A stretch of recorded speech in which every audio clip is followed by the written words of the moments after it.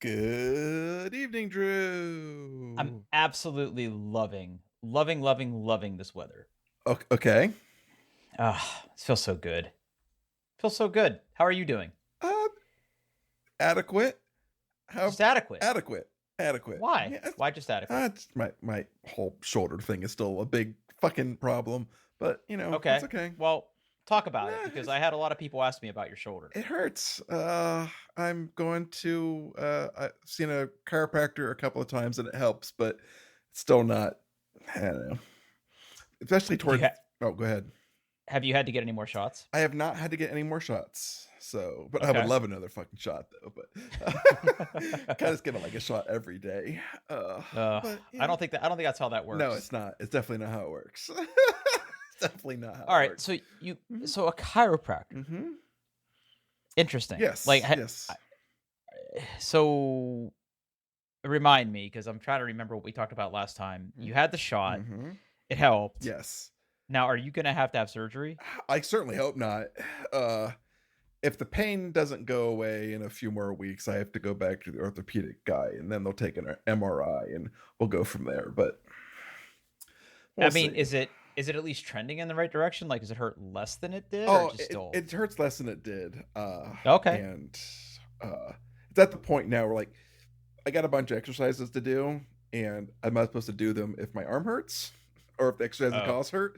So with the chiropractor, I haven't been able to do some of my exercises, which is good. But your special my exercises. special exercises. But today was not a really good day. It hurts. It hurts today. It hurts today. So it's Uh, okay. It's all right. I'll live. I'm a big boy. How have you had to like? Are you wearing like a sling or anything to keep it isolated? No, they don't want me to do that, but I guess because it's very common for like a shoulder to like freeze and it just makes everything worse. Okay. So they don't want me to wear a sling.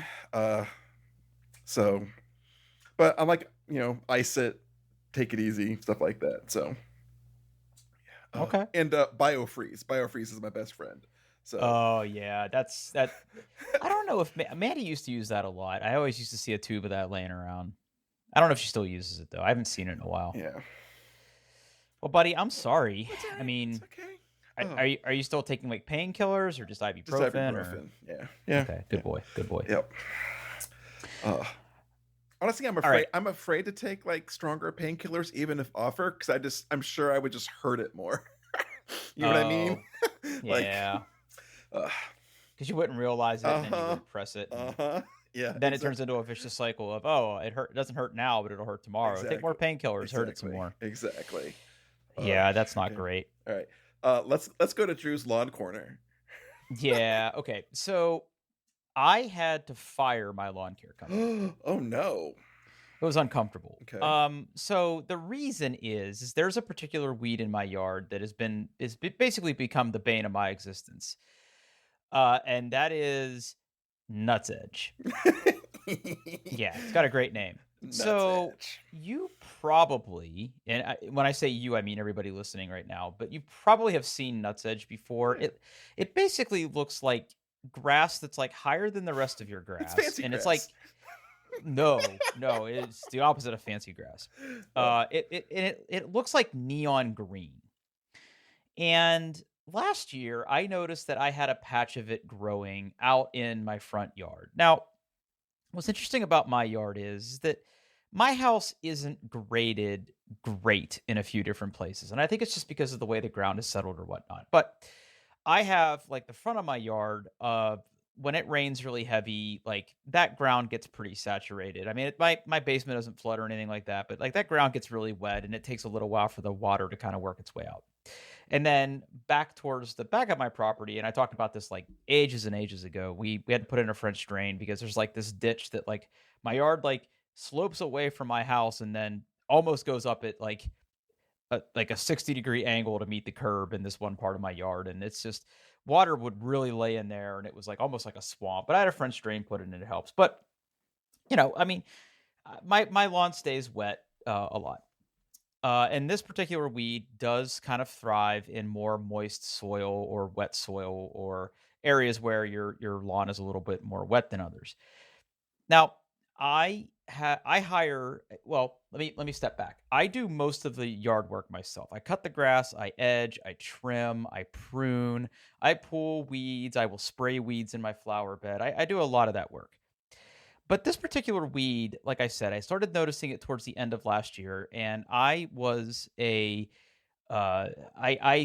subscribed. I don't know if subscribed is the word. I was no, not a member. I used True Green, the Okay. company True Green. Okay. You probably have seen their trucks driving around. They're lawn care people, and like you pay them, like $100 and some dollars a month, and basically what they do is they come out and spray your yard for weeds. They also will put down fertilizer and anti-grub treatments and everything that basically to promote the health of your yard. And it works. It absolutely does work. Like I signed up for it halfway through last year, and I had some thistle and some dandelions in my yard. But this year when I had the whole treatment when they came out, like when it was still the spring and it was still a little chillier, and they put down fertilizer and pre-emergent and all that other stuff. Like I didn't have a single fucking dandelion in my yard this year. Barely had any thistle, no clover, none of the stuff that can really kind of like hide in your yard.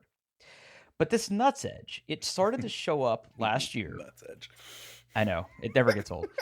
And, it was a couple patches, and I called True Green and I said, "Hey, there's this one weed that just doesn't seem like it's dying." And they came out and they looked at it and they said, "Yeah, that's nuts edge. It's a little harder to kill. We'll spray it and you should see it brown up and it'll start to die off."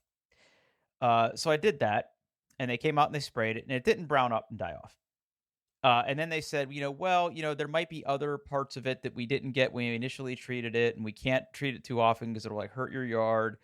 And they're like, let it die this year, and then in the spring when we come out, because you'll have the whole season's worth of treatment, we put down a bunch of stuff that's gonna make that stuff not pop up. Well, it popped back up, and more patches of it popped back up. Hmm. Now, here's the funny thing about Nuts Edge, Paul. If you see weeds, what's your natural instinct? My natural instinct, Yeah. ignore them. Okay. But if you weren't ignoring them, what would you do? I mean, typically, like you got to get weeds by the roots, Yep. right? You got to pull those suckers out. Yep. So you can't do that with this. This is devious. So this, when it grows, if you were to grab and to pull it, all the little like nodules that live down on the roots spread out. So you pull this weed and like a bunch more come back. So you can't pull it. And I found that Okay. out the hard way because I started to get some in my backyard, and it sort of spread into one of my mulch beds. So, every week when I mow, I walk the edge of the beds and I look for anything that's growing that shouldn't. And, I have gloves on and I'll pull weeds or I'll pull grass that grows into the bed or whatnot. And pulling this makes everything worse. So you really have to spray it to kill it. You really can't pull it because it's really going to fuck everything up for you. So I had another patch show up, another patch show up. So I called True Green a couple times this year, went back and forth with them. They came out, they claimed they sprayed it. It still wasn't coming back. It was still like not dying. And I just got to the point where I was like, you know what, guys, I'm done. I'm sorry. And then like once I like told them I was canceling, I was like, yeah, we can come out next Wednesday and do a different treatment. And I'm like, I needed this 4 months ago, guys. Right, Like right. it's too late for you. Yeah. So anyway, I signed up with a new company and they came out and they sprayed it. And I took some like really heavy duty weed killer, and it gave me an excuse to buy like a really nice sprayer. And I bought some like super powerful weed killer that killed a bunch of my flowers too by mistake. But I sprayed Oops. like a bunch of my flower beds to get rid of it too. So there's a battle in my yard right now. It's not very fun. I wasn't able to mow this week because I had to let it like they were coming out Monday to treat it, so I had to like let it grow for a little while. But it was like really bad along the edge of my driveway, which I think was my fault because I have an edger and like I edged the edge of the driveway, which is like essentially the same thing as pulling it, and it just started to spread everywhere. Got it. But it's like it's really an eyesore because like when you're driving down my street and unless I and it's weird because like if I cut my grass, like it doesn't look like it's there. But then when the grass grows, this grows at a different rate and it grows out wider, and it just doesn't look right. And it's a super big annoyance. So I'm not very happy about it. But it does look like it's trending in the right direction now that this other company came out and sprayed it with some other kind of chemical that I'm sure is like bad for everything else. Oh, yeah, yeah, but But it you is can't have trending that in the right nuts direction. edge. Can't So have that nuts edge. It's just edging me left and right, bro. So if you're listening and you're dealing with nuts edge, this is for you. Number one, listen, if you have a yard at all and keeping your yard pretty is important to you, I do firmly believe in paying for lawn care service, not a lawn mowing service, not a landscaping service, but like a lawn service company. You can certainly do a lot of the herbicides and things that they spray yourself, but finding the right combination and everything, like it's one of those things that is very easy to fuck up. And you can yeah, end up with like a whole like dead yard if yeah, you're not yeah. careful. You can put too much fertilizer down and just Yep. burn your yard out, or yeah. Yeah, exactly. So I mean I subcontract that kind of work out. Now I have no Same, problem same, seeding. same. Yeah. Yeah, I have no problem seeding. I have a really nice spreader. I've got like an aerator that I can use for smaller areas, but like I will hire somebody to come out and aerate my yard. Yeah, I do I that I, too. I, Yep. sub, I subcontract all that stuff away. And again, if you're serious about a yard at all, you're probably going to want to do the same. And if you find yourself in a position where you have nuts edge, number one, I would not call True Green because they can't handle it. But companies like Weed Man and some of the other smaller companies seem like they have special treatment for it, which I knew it was going to work because it cost extra. That was like the first sign. But yeah, and they actually make sprays that you can like hook up to your hose and saturate the area, and it won't kill your grass, but it will kill this stuff off. It does take a long time to die. Do not pull it. And if you do find some in your flower beds, get like a weed or grass killer and kill it. Just be careful of not spraying your flowers or anything else that you don't want to die. So yeah, that's been my one of my stressors this week is dealing with this. So, and if you don't have any of this, I envy you. I don't. Um, I don't. yeah, it was funny because like the neighbors across the street, they moved last year, but right before they moved, they had some, and like True Green was able to kill theirs. I don't know why they couldn't kill mine, or maybe they sprayed it themselves and I didn't notice. I don't know, but it's just really disappointing. Okay, let's talk about video games. Let's do that. Today is Thursday, Mm-hmm. August 31st, and August 31st. depending on how much money you spent, you could or could not be playing the game Starfield. I think the early access is tomorrow, right? Starts tomorrow. I was just playing it before we talked. Oh, okay. Okay. Yeah, it unlocked it. Unlocked at 8 o'clock Eastern time. Okay, got it. 5 p.m. Pacific, Okay. and like all whatever. What do you know about Starfield?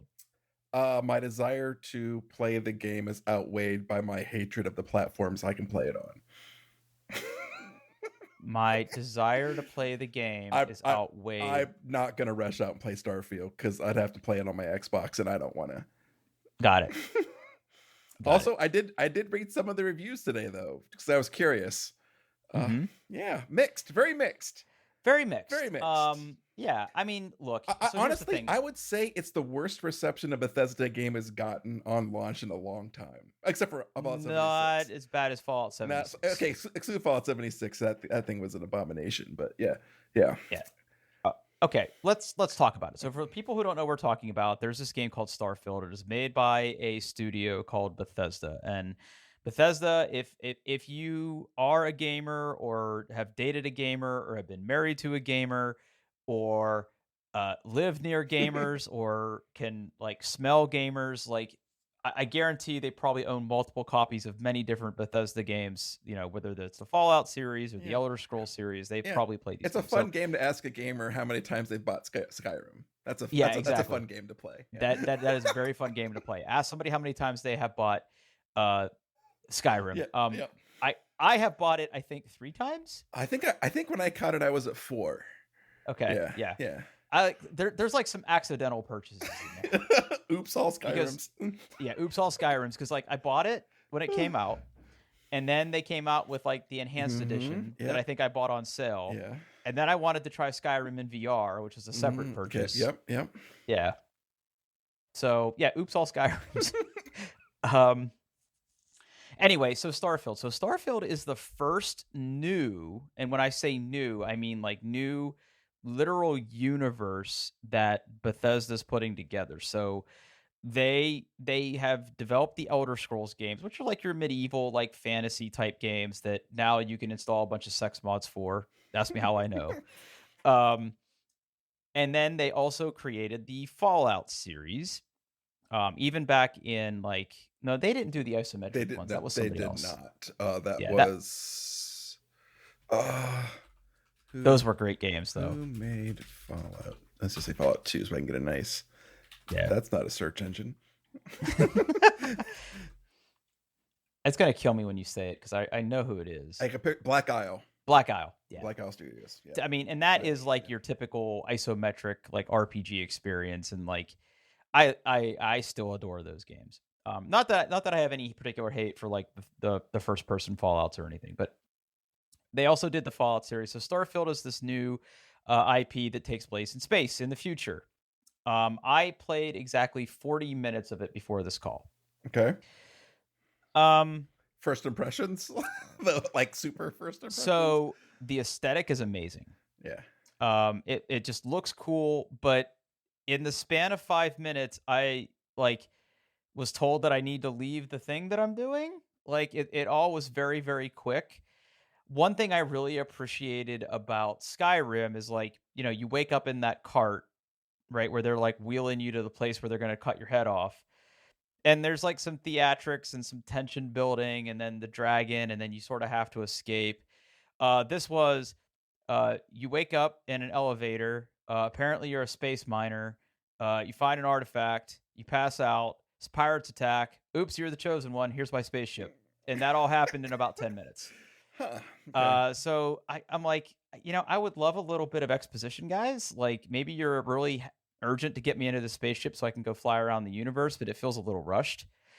But, like, I haven't seen a lot of jank yet, right? Like, all that patented Yeah. Bethesda jank. I haven't seen any of that yet.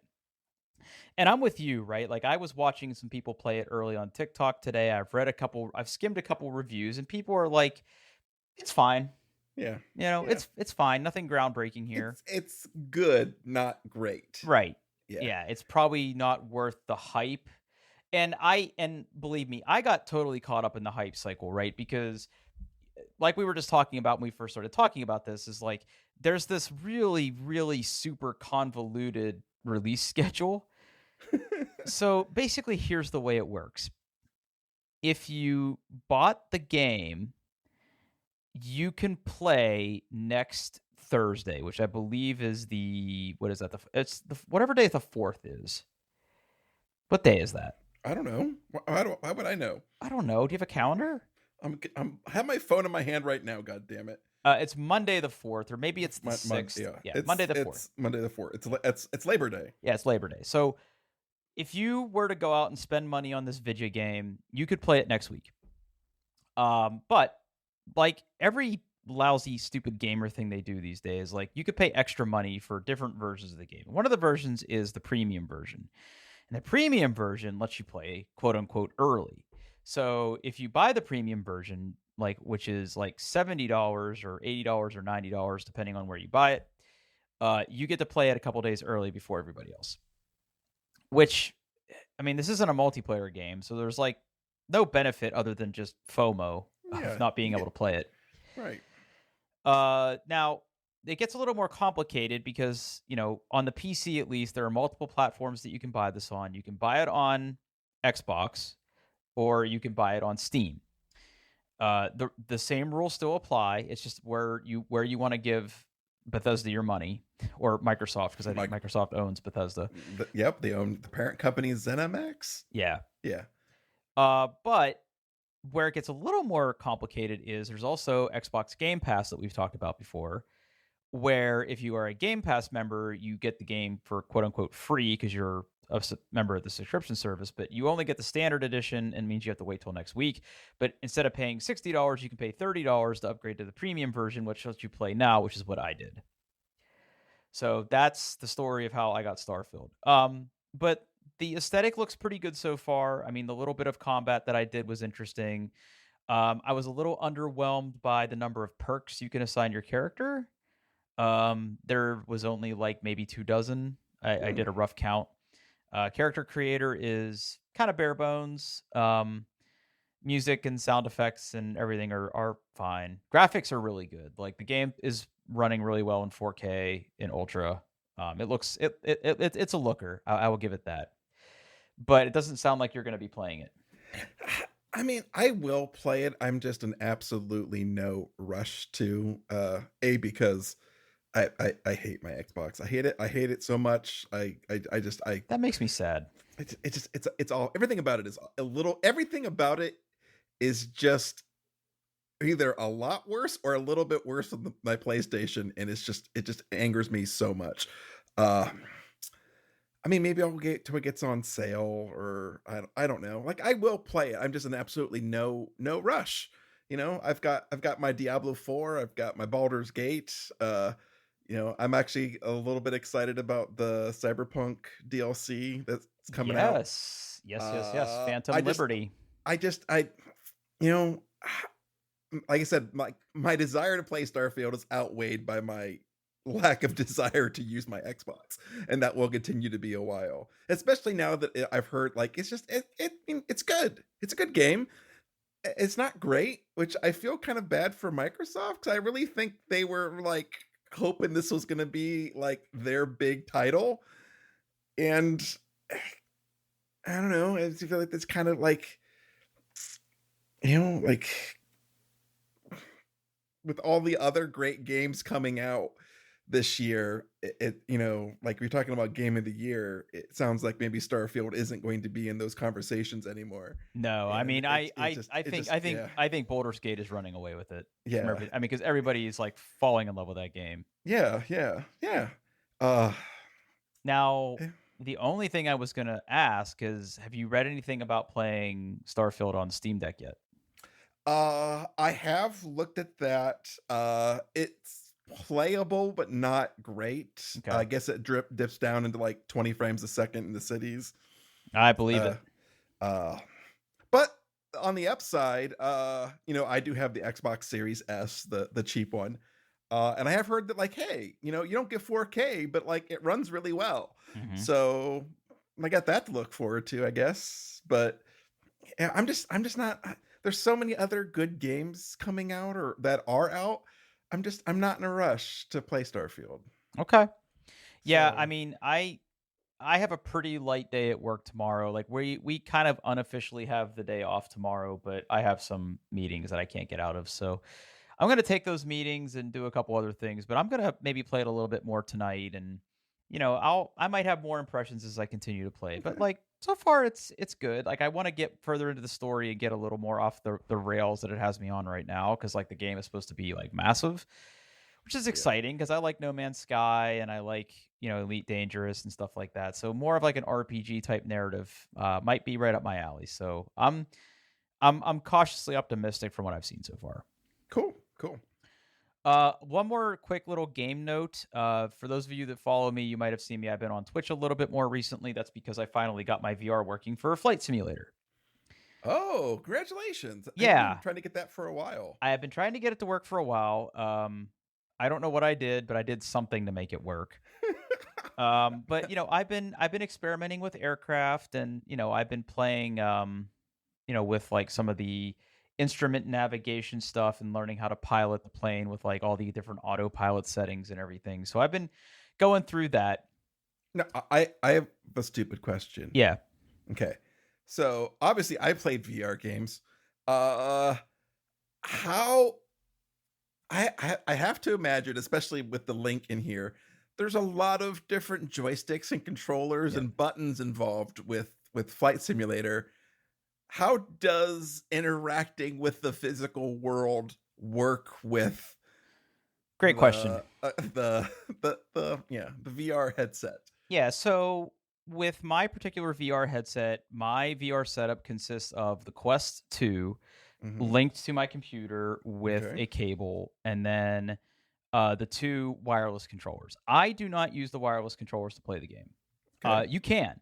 Like if I were to hold onto those controllers, there is a way to set it up so like if I want to interact with the flight controls, like the yoke or the throttle or the flaps or anything like that, I can like point at it and Reach out like and grab it. grab Yeah. it, right? But I I I need more physical touch to know, like, I'm turning the wheel or I'm Yeah. using the rudder, right? Like, I I need. feel like that is a big part of flight sim, is Yes. the tactileness and the specialty Yes. of the controllers. Yeah. Yes. So, I we've talked about this Mhm. before, but I have a yoke flight system, that has the yoke, and then it has, like, a little throttle quadrant for different, levers that you can assign for, like, power or mixture or propeller speed or flaps or whatever you want to assign it.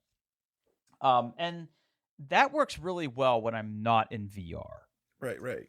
because when I'm in VR, I need access to my keyboard, believe it or not. I Um, believe it. Yeah, yeah. because, like, my ideal setup is I have a yoke or something to help me, like, steer the aircraft. But I also need to make sure my mouse is within reach, and my keyboard is relatively in reach, because, like, part of the fun for me on flight simulator is the fidelity of the flight model, and that means that, like, flipping switches in the cockpit to start the airplane or adjusting autopilot stuff and reviewing systems to make sure everything's working correctly, like, that to me is, like, a big part of the experience. And, like, I like to have my mouse nearby and, like, the keyboard nearby for certain shortcuts. I mean, I can assign things like landing gear and flaps and stuff that I would normally have to touch the keyboard for a lot, but, like, one of the big things that I've, like, gotten into recently is, like, yeah, I can fire up Flight Simulator and I could start on a runway or start up in the air and just kind of zoom around and have a good time. But, like, I like the idea of taxiing and requesting clearance and taking off and navigating and talking to air traffic control. And, like, I don't have a great way to do that outside of a keyboard. So, like, I need to be able to press, like, numbers 1, 2, 3, 4, 5, 6 on my keyboard to, like, answer ATC calls or, like, do checklists. And, like, I just need my keyboard nearby. And I can't have my yoke sitting on my desk and my keyboard within, like, a reasonable reach, especially when you're wearing a VR headset. So my setup right now is I have the VR headset, Okay. and I use an Xbox controller for piloting. Okay. Um, Now that works really well, and I have pedals. I have pedals under my desk for the rudder and the brakes, so, like, I can steer on the ground and stuff like that, and control the airplane with rudder, in the air. The one piece I'm missing is I was missing a good throttle system. Now, the yoke I have has a throttle system, but it's an extension of the yoke. It's not its own USB connection. It would have been perfect if I could just hook it up to USB directly, but I can't. So I took my, like, you know, dogfighting, throttle and hooked that up, and it works okay-ish. Um, but it for whatever reason, when I'm using that in Flight Simulator, there's this, like, huge dead zone at the bottom of the throttle to where, like, it goes from, like, 0 to 50 and then, like, all points all the way to 100. Like, so, like, when I touch the throttle, it's like, "Whoa, we're gonna go fast." And, like, that's not how airplanes are supposed to work in real life. So I decided to go shopping, and what I bought the TCA Quadrant Boeing Edition throttle, Okay. and I that's see. what the link I'm is in looking at there. it. Yeah, yeah. It's fantastic, first of Oh, all. great, great. So if you're looking at it, you'll notice that, like, the first picture has three levers. The left side is your speed brake, and then you have two throttle controls. The second picture has basically two throttle controls and then a flap lever, right? And then the final Yeah. one has the speed brake, the throttle, and then the flaps. That's because you can customize what each one of those buttons, or what each one of those axes do. Nice. So, Okay. like, in the box, it came with basically four things that plug into, like, the stems of those controls. So you can basically set it up the way you want. You can also pair two of them together. So, like, if you wanted to fly, like, a four-engine aircraft, like, you could have, enough in there to have all four power levels for your aircraft. And then still have room left over for, like, your speed brake and your flaps, which is normally where those kind of sit. They all kind of sit near the throttle. And it also has an altitude, heading, and airspeed selector for like autopilot systems. So like you can flip between the two, and then you could use that little dial in the middle to set everything. So that's like one less interaction I have to use with the mouse. It has plenty of buttons and things that I can assign to it, and it's USB. So like my setup right now is like I have my keyboard right in front of me. I got my mouse kind of over on my mouse pad, and in between my mouse and my keyboard is I have the throttle quadrant, and then I hold onto the Xbox pad, and then like once I get into the game and like everything's hooked up, I just put on my VR headset, switch to VR mode, and like I'm golden. Like everything is like right where I need it to be. But this was a neat little thing. It wasn't crazy expensive. It's we No, again no. we talked about these very things actually because it is it's part of a larger flight system that Thrustmaster makes. The one that it's a part of is this, and again, we have absolutely talked about this before, so it's going to be a redundant link in show notes, but it's part of this yoke pack that they make, where they also make a really nice flight yoke. Um, but I'm happy with what I have right now because it just kind of works. So I don't need that big yoke for anything. Excellent. Yeah, so Cool. it's been really cool. So if you see me on Twitch, check it out. I've been doing some like little flights to and from Columbus. Like I flew an Airbus from all the way from New York with IFR all the way to Columbus. I flew from Columbus to Indianapolis in like a little Cessna jet. And I flew a propeller aircraft from Columbus to Detroit tonight that did not go very well. Hmm. Yeah, because I every aircraft system's a little bit different, and I really struggled at first to get the airplane under control at takeoff. So I was like way off course, and then I had to like try to navigate back. But anyway, that's part of the fun. Cool. Yeah, let's talk about stuff that you did. I also spent some money, Drew. Okay, what do you got? I I bought yet another keyboard from Keychron. Okay, I'm looking at Oh, this, and I okay. have questions. Okay. The keyboard I was previously using from Keychron, I believe, was the Q10, which is a 10 keyless Alice style keyboard. It is a split keyboard, but it's not crazy, but it is split. I was When I bought the Q10, I was kind of like, this is a neat experiment. And since then, I have fallen in love with the layout, uh, and I really like it. The keyboard I recently bought, and I've been using it for the past few days, is their K15 Pro, which is their low profile Alice layout keyboard. And I think I am in love. Okay, so that's what I was going to Mhm, ask you. mhm, We again, we've talked about mhm. this before. This is like an ultimate throwback episode. So like Yeah, it is. Yeah. you have fallen in love with this particular style of keyboard, which Yes. looks like, Yeah. someone left your keyboard out in the sun and it started to melt. Yeah, like they Um kind of snapped it in the middle. Like it's got weird 'cause it's got two space bars. Uh yeah, with a and button in between the two space bars. yeah, the fun Ooh, the F'n button. And it effing. Yeah, also with has the F. two B's. I don't know if you noticed that, but it has two B's. Uh Oh, mhm. gross. Because you can have some people like the B on the right, some people like the B on the left. Now, granted, this keyboard is completely customizable. If I wanted to make the B key on the right side something else, I totally could. That would be weird though. But yeah. So this is essentially the same keyboard you already have, just hmm lower profile. Like half the height. Yeah. Is it still really heavy, like metal? Yeah. The base is still like a nice. I'm not sure if it's metal. Now that I'm really kind of clicking on it, because it's it's got some heft to it for its size, but it's nowhere near the battle tank of the Q10, which was so heavy that when I picked it up the first time, I thought there were two keyboards inside of it. Uh, so this one is definitely much lighter. But I've used other profile keyboards before, and they're fine. But like this one, it's just something about it is just it's perfect. The keys don't feel sloppy. The keys are nice and sturdy, and go down straight. There's still plenty of travel. I like the brown the brown switches, so like I don't like my keyboards super clicky. I like them to be a little I don't know, whatever you call brown resistive. I don't know what. Yeah, they don't click, but they feel good. They feel good to me. Uh, So okay, so but like it's the nice. picture I'm Mhm, looking at here looks like they mhm. have red switches, but you had a choice when you bought it, Yeah, I bought the browns. Yeah. and they're Gaterons, right? They're Yes. not Yeah. like traditional.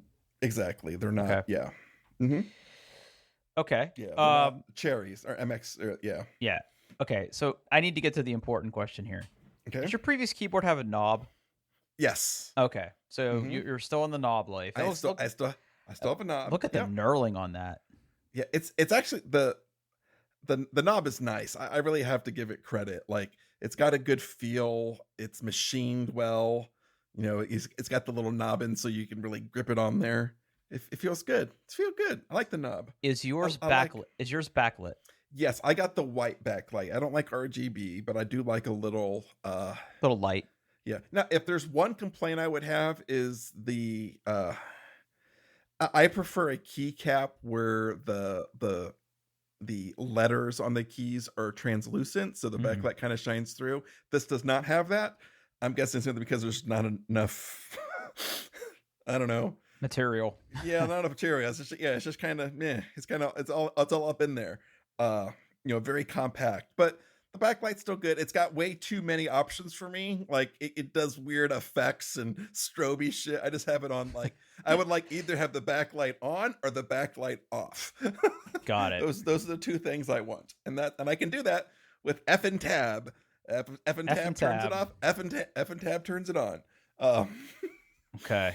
uh, I think I know the answer to this. okay. But it only came in one color, right? Yes, it's black. Did Yeah. you buy any keycaps? I did not. I'm using the keycaps that came with it, except that in the pictures it shows it with the red escape and red enter key. Yes. I think that is garish. But it does come with black escape and enter keys in the box, so I put those on, and that makes me much happier. I have my enter key and escape key are a different color. Sometimes on my Q10, they're a different color of blue, and it's fine. I just think in this particular The keyboard, red's a bit much. the red's a bit much. Yes, Yeah, yes. I okay. don't have a problem with that conceptually. I just don't like this particular implementation thereof. Okay. Uh, you know, like it just And I you're using it wireless? no, I'm not a monster. Okay. Yeah. No, I use my keyboards wired if I can because I've got USB ports to spare. I'm rather Yep. just and like I do keep my mouse wireless simply because like it's weird to kind of pull on it with a cable, but every once in a while wireless stuff just acts a little janky, and I don't want my keyboard to be janky. I want my keyboard to be just always connected, always perfect. Now, one thing I have not done is I still have the braided blue cable that came with my previous keyboard Yeah. that no longer matches my black keyboard. So this weekend I'm going to have to replace it with the black braided keyboard cable that I came love a with braided it. cable. I have a braided So cable and it's so good. I like braided. So I'm going to have to replace that cable with the right color matching cable because I'm not a monster. But yeah, it's nice. Man, It's good. that It's does. exactly the same layout as before. It's got the macro buttons. You can use it with that via keyboard customizer Yep. application. Yep. So I put some macros in there that I've been using. Customized a couple of quick things and went to town. And it's great. Like I think the low profile isn't for everybody, but like. God, I those really like this keys look keyboard. thin. Oh, they are, dude. Like, because I was popping the keycaps off to replace them, and I was like, "Whoa, buddy, those are like, if I made So I'm gonna bend those." how Yeah. much travel does it have? Ah, Because I'm looking at it and they look like the keys rest off the keyboard at like they're not like because they have to move, right? But yeah. I I mean, can't tell how high they are. uh, so from the base to the top of the keycap, I don't have a ruler here handy, which is weird. It's probably like half of an inch. Uh, and Okay. they travel maybe a little bit more than half of that. Yeah, it says that the So keycap height is 11 and, like, just a hair under, like, 12 millimeters, but it doesn't okay. tell me the key travel. Yeah, it's about Oh, half travel that distance, distance. 3, Yeah. okay, 3 Yeah. 3 millimeters, okay. Yeah. I mean, Yeah. that's still respectable. Yeah, it feels good. I have no problem with it. I mean, obviously, it's less travel than a traditional keyboard, right? It just is, but like my fingers aren't so high, and I don't know. I just S find them a little bit more comfortable. So What did you do yeah, with the old keyboard? it's sitting on my floor right now. Okay, In case I didn't like this one, and I could just grab the other one back, but it's sitting. It's I'm pointing at it. You can't see that okay, because yeah, right, uh, uh, but yeah, it's just on the floor. I'll find a home for it later. So yeah, okay. Well, I mean, I'm happy for you. yeah, it's a good keyboard. Keychron makes really good stuff. They're good stuff. It's affordable. Yeah, that's not Yeah, outrageous. I mean, mm-mm, any mm-mm. decent mechanical keyboard's gonna run you in the $100 range, and this is just Yeah, under that. yeah. I mean, I paid way more for the Q10. I'll tell you that. Yeah, Uh, uh, more I paid. material. Yeah, exactly. I paid more for keyboards. Yeah, $94. It's uh, uh, you know, if you're inter I think you could do a lot worse if you're interested in trying the Alice style layout. I've really become a big fan of them.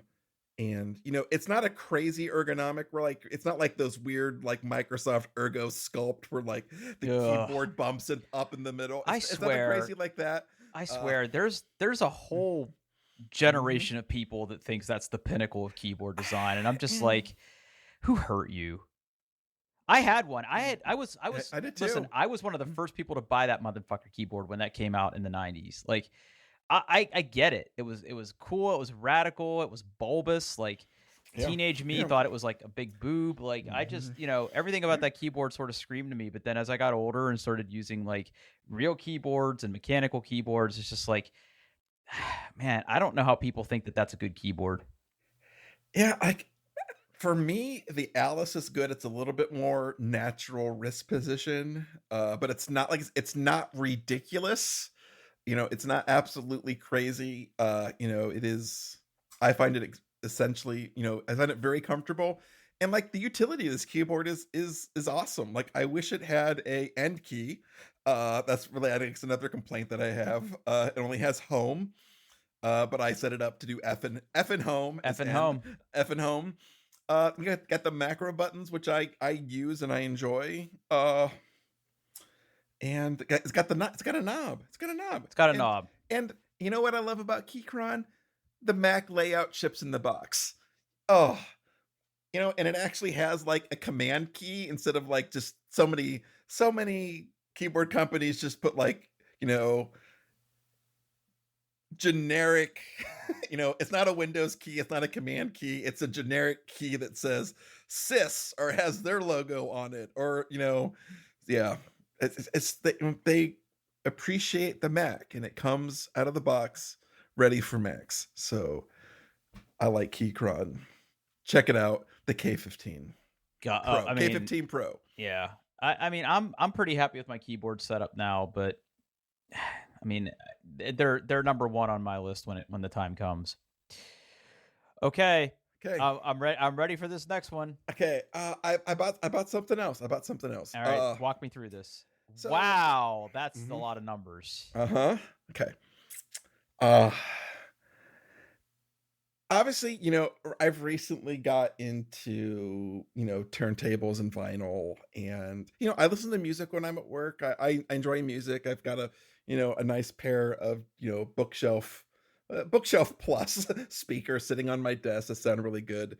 But my previous audio setup, it was too complicated. It was too complicated.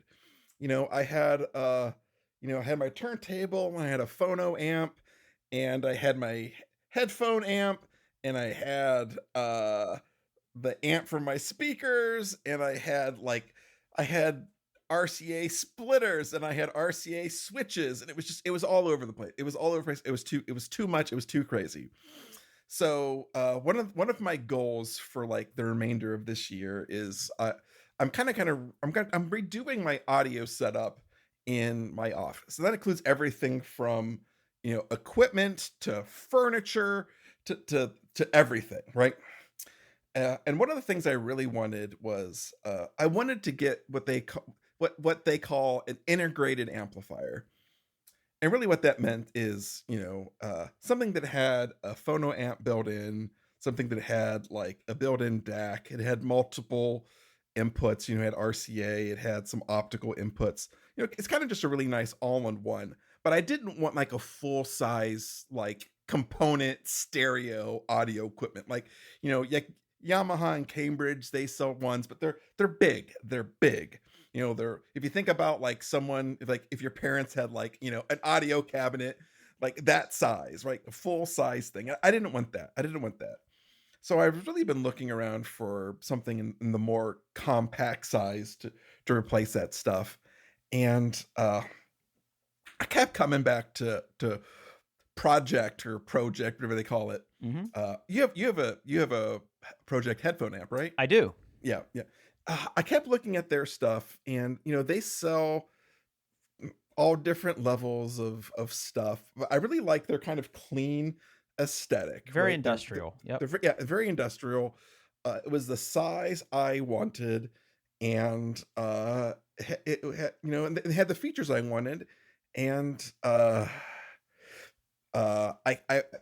really kind of fell in love with and I have this link in here.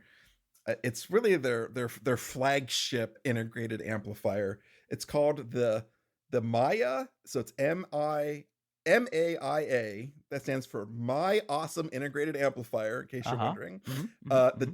DS3. Uh, and it is great. It's got a really good phono amp. It's got lots of inputs. I wanted something that had a subwoofer out in case I wanted to put a subwoofer to my system. Uh, and I got really lucky that I actually got there's a company called Audio Advisor, and basically they're like, hey, like we got one of these in, and the person who bought it returned it, but it's in perfect condition, and it's $300 off. Huh. Wow, And okay. it comes with the same manufacturer warranty. And I was like, you know what? They have a really good return policy, obviously. Like, you know what? I'm gonna give it a try. And I'm 99% positive this box was never opened. Wow, okay. uh and I ran new speaker wire and I have it all plugged in. And I must say, I am really, really happy with this purchase. It So sounds you good. notice a difference? I think the sound does sound a little warmer than my previous stuff. If you want to do that, if you want to go down to the audiophile stuff, it does sound really good. I'm eventually also going to replace my turntable, which I think will help a lot with the sound. Uh, but okay, there is one feature of this amp that I love. This is not a new phenomenon, but it's new to me. Okay, Okay. so the amplifier, of course, in the middle features a volume knob, Mhm. right? And the volume knob's got a little line to let you know, hey, this is where the knob is pointing. But it also has a remote control that I can go, well, how's the remote control gonna change the knob? Oh, Oh, it's mechanical. the knob is motorized. Yeah. So as I hit up, and I'm sure it's just one more thing to break, but it is so delightful as I just push up and I watch the volume knob just go whoop and turn on its own. Oh, it makes me, it just makes me so happy. So I did buy one more thing to kind of go with this. Okay. And I have one of these products before, but I figured for this one I buy another one. There's this company called, what is it? It's called, let me close this. Weem. WIIM, home.com. And what they sell is essentially they say audiophile grade music streamers. Music So streamers. basically what this does is, I plug it in, I bought the what I bought for this is the Weem Pro Plus. It doesn't matter. You can actually buy like the Weem Mini, and outside of like the outputs inputs, it's the exact same device. I have this thing connected to the internet. There's a Ethernet jack on the back. I have it connected via optical into my amplifier, and it essentially adds AirPlay 2 and Spotify Connect to my amplifier.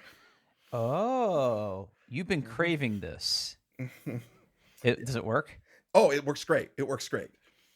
Wow. I'm Yeah. actually kind of interested in this. Yeah, it's actually really, really, really good, and that's primarily how, like, if I'm going to listen to Spotify, and use my speakers, that's how I am using it now. Is I just connect Spotify via Spotify Connect to the Weem Pro, and it just works. It works wonderfully. It's amazing. Uh, Wow. and uh, one nice thing about this is if you're all into the Apple ecosystem and you have other AirPlay 2 speakers or for AirPods, the Weem can join stereo groups. It has a microphone, so it does like audio synchronizing so things don't get out of sync. It's a really nice device. And really, like, if you're looking to get into like the Weem stuff for cheap, the Weem Mini offers all of the same features. It's just smaller. It doesn't have like audio in. It just has like an optical out. So really, you buy a Weem streamer based off what inputs you want. Okay. For the situation I was in, I have a network switch right there. So like figured that the Weem Pro has Ethernet, so I have it plugged in right in there. So I bought that, but if you're looking for something to basically add kind of that network connectivity to an existing audio system, the Weem stuff works really good. And I'm delighted as far as like the first upgrade. Now, granted, this amplifier was not cheap. You can click on the link, you can see the price. Obviously, I paid less than that, but Still, yeah. exactly. Still. Uh, but I really, it's built well. It's nice. It's very clean. It's got the kind of just aesthetic I like. It's not ostentatious. It doesn't have bright glowing LEDs all over the place. It's just it's small, it's compact, it's well regarded. I'm very happy with it. And I think I'm so happy with it that when I replace my turntable, I might just buy myself a nice project turntable as well. So Well, I mean, you're kicking up some memories here, man. Like I Mhm. said, this is the ultimate throwback podcast today. But Mhm. like when you were talking about turntables before, you had mentioned the project. I did, yes. Yeah. I just could not get one in the time I wanted it in my impulse purchase uh, Right. phase. And that they're a little bit more expensive than what I paid for it, but I They think look, now man, that they look cool. dude, they have. I mean, dude, they have literally. If you look at all of their turntables and let's sort by price, they have turntables that cost $10,000. Uh, I mean, treat yourself, man. I don't think I could do that, but they have some really, really interesting looking, you know, uh, nice looking and like functional, good turntables. And the project stuff comes with really good cartridges as well, kind of like in the box. So, Hmm. yeah, that may be my next purchase, but I also need to get like some additional storage and yeah, I'm everything. The furniture's gonna go, the turntable's gonna go. You know, I'm I mean, looking at you're in it now, subwoofer. man. You're in it. I'm in it. I'm in it. But it's nice. I treated myself on this amplifier, and I'm really happy I did because it's exactly what I was looking for.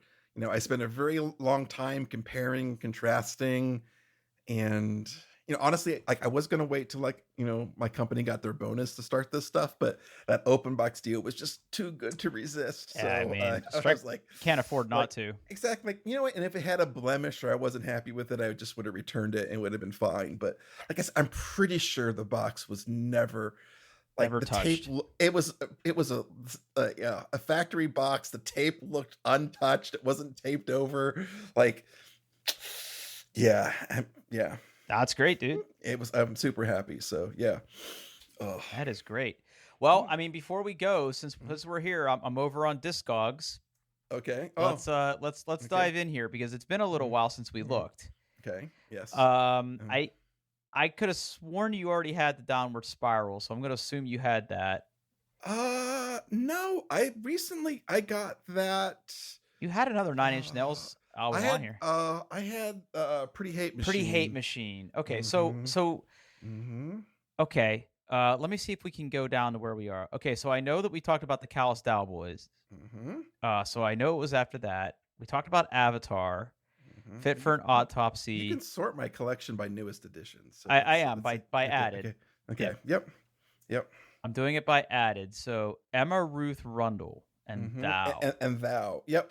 I remember Ruth Rondo is kind of like this gothic rock. She's very popular in that kind of like emo kind of circle.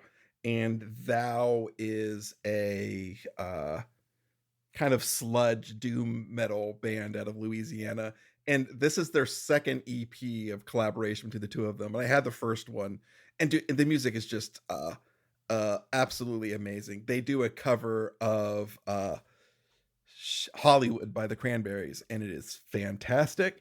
Uh, yeah. Okay, we've talked about Gojira. I know you like them very much. Mm-hmm. Yep. So you have Hesitation Marks from Nine Inch Mm-hmm. Nails. You Yeah. also have How Downward about some? Spiral. Good Mm-hmm. albums. Mm-hmm. I Yep. had those albums. Yep. Crypta. I don't think you've heard you talk about Crypta. Crypta. So, I mean, obviously everyone's heard of the all female band from Brazil called Nervosa. Everyone's heard of them, right? Well, Sure. yeah. They broke up, and half of the band, the lead singer and the drummer, formed a band called Crypta. And their first album was Echoes of the Soul, and I really liked that. But I never have the vinyl. But they recently came out with their second album, Shades of Sorrow, which is so much better. But luckily for me, they did a reprint of their first album, Echoes of the Soul, at the same time, so I was able to order both and get them. They're really good. It's not the most innovative death metal in the world, but it's done very, very, very well. Uh, and again, all female band. You don't see a lot of those in the metal scene these days, so I'm happy to support them. Yeah. Okay. Mhm. We've talked about Pupil Slicer Pupil before. Slicer, We've love talked them. about. Go ahead. The new album Blossom is so Oh, good. that's a new album. Mm-hmm. Let me see what the Yeah. artwork for that looks like. How do I? You can click on the. Okay, yeah, that's Yeah, interesting. Mhm. Yeah. Okay, so we talked about Pupil Slicer before. We've talked about you got a lot of Ghost here. You got a lot more Ghost. Yeah, I'm rounding out my Ghost collection to see if I get all of them. Yeah. I'm pretty sure we talked about Typo Negative and Bloody Kisses last time. Though I'm very happy that I finally got my hand on a copy of Bloody Kisses by Type O Negative. That wasn't like $100. I got real. This is an album they keep like reprinting in limited qualities, and it always sells out, and then the price always skyrockets up because the demand is just so high. I got real lucky and got a copy of it. It's not it's not the top shelf edition, which is my favorite edition of Bloody Kisses, but it has has all the good stuff on there. So that was an album I really was hoping to get, and I'm very happy I do. And then you have a Tool album. Yeah, I like some Tool, especially the earlier stuff. I finally got Opiate, which is their first EP. Yeah. Yeah, and I feel like the other ones that we talked about. Okay, so the list is growing. You're up to 76 pieces of vinyl. And I have. Hold on. Let's see. Where is? I have a bare note that has all the other records that I've owned, bought but don't have yet. Record orders. 1, 2, 3, 4, 5, 6, 7, 8, 9 more on the way. So Okay. or various pre-ordered or back-ordered or yeah. So how exciting. I'm happy for you. So you got that all hooked up, sounding good. I'm Cool. happy. I'm very happy. Yeah. the kids are out of the house now, so I can listen to my Yeah. vinyl's way too loud in the morning. So Yep. yeah, I'm back to it. Yeah, Awesome. yeah, All right, well, take us out of here so we can go do stuff. yeah. Drew wants to go play Starfield. Hey, we're on the internet doing their best.com. Hey, we're on Threads. I'm there at Yeah, Paul Threads. Baylor, and you're there at Pittsburgh. Yeah, yeah, wait, no, on No, Threads? No. No, no, no. no. What are you on Threads? My burdensome last name, it's Drew Oh, Ferguel, yeah, Drew Fergerger. because Okay. that's my Instagram handle. Okay, got it, got it. Yeah, I can't keep track of that shit. Yeah, check us out on Threads. As soon as the app supports multiple accounts easily enough, I'll create a show account too. Why not? That'd be great. Yeah, check us out there. Send us an email. Thanks for listening.